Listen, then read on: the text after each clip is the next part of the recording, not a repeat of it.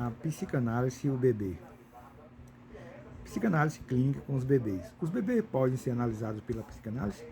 Já parou para pensar que os bebês podem ser analisados pela psicanálise? A psicanálise dos bebês é uma abordagem que se volta para o estudo do desenvolvimento emocional dos bebês e das crianças pequenas. Essa abordagem foi iniciada por psicanalistas como Melanie Klein, Donnie Winnicott e Frank Galton. Essa é uma área dentro dos estudos psicanalísticos que reconhece que os bebês possuem uma vida emocional desde o nascimento e que as relações na primeira infância e suas primeiras experiências são fundamentais para o desenvolvimento da sua personalidade. Os psicanalistas que trabalham com a psicologia do bebê se concentram no estudo das interações entre o bebê e o seu cuidador, que primordialmente deve ser a figura da mãe. Para compreender a psique dos bebês é preciso observar sinais não verbais de comunicação e comportamento.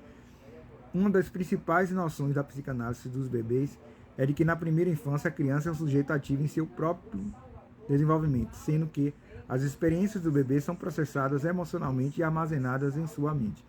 Tendo em vista o estudo da personalidade, alguns psicanalistas começaram a estudar a dinâmica emocional e psicológica do bebê e descobriram quanto era valioso analisar a psicologia dos bebês para ajudar a entender a formação da personalidade e como posteriormente as experiências da primeira infância afeta o desenvolvimento infantil. A relação mãe-bebê, segundo Winnicott. Winnicott foi um psicanalista inglês que se dedicou ao estudo da relação entre mãe e o bebê. Para Winnicott, a relação entre a mãe e o bebê nos primeiros anos de vida é fundamental para o desenvolvimento saudável da criança. A primeira relação do bebê que se inicia no colo da mãe é a primeira etapa para a formação de uma personalidade saudável. Winnicott argumentou a relação com a mãe tem um papel crucial no desenvolvimento emocional do bebê.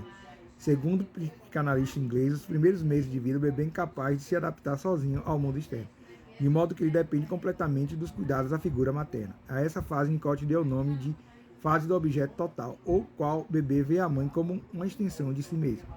Nesse sentido, o ego materno funciona como uma espécie de ego auxiliar, que deverá apoiar o bebê até que seja capaz, de forma independente, de se sentir real e pleno no mundo em que ele vive. Winnicott também desenvolveu outros dois conceitos que são muito importante na sua teoria. Um dos conceitos é holding, ou segurar, que se refere ao cuidado materno que proporciona uma sensação de segurança e conforto ao bebê. Winnicott afirmou que a mãe deve ser capaz de responder às necessidades do bebê adequadamente, proporcionando um ambiente seguro e amoroso.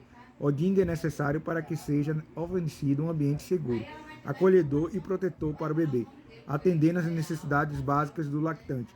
Com isso, o bebê adquire a sensação de continuidade e confiabilidade para existir.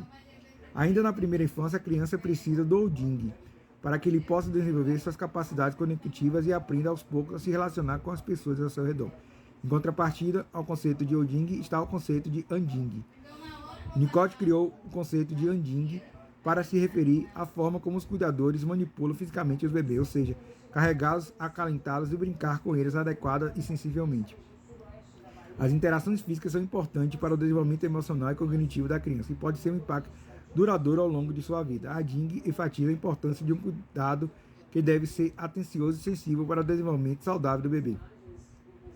Para a psicanálise winnicottiana, tanto o holding quanto o anding são aspectos complementares ao cuidado parental e que devem ser ofertados de forma equilibrada para que a criança possa se desenvolver de maneira saudável e íntegra.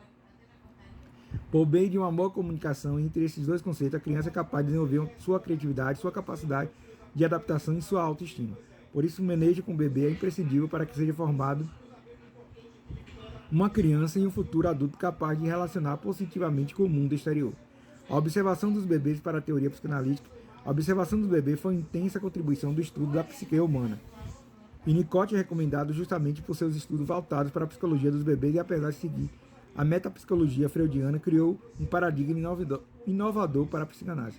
Por meio de seus estudos, Winnicott procurou realizar diversas pesquisas sobre a natureza humana em si e a análise dos bebês. Conseguiu perceber que já no início da vida pode existir psicopatologias e desordem de caráter psicológico, caso o bebê não tenha cuidados necessários para assegurar sua existência e a continuidade dela. Então, a gente falou da psicanálise do bebê, né? Trouxe alguns conceitos de Winnicott, como o holding e o anding. O holding é o cuidado que tem com o bebê e a anding é o cuidador que vai cuidar do bebê e tem que ter esse cuidado com o bebê. E trouxe que o bebê pode ter algumas patologias desde o início que precisam ser estudadas e a psicanálise ajuda a entender isso. até com o brincar de Melanie Klein, a gente faz na análise, a gente descobre se a criança está sendo maltratada, se sofre abuso em casa de algum parente ou coisa.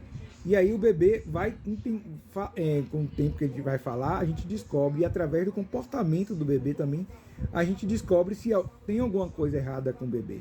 Então a psicanálise ajuda muito a entender o comportamento do bebê psicologicamente.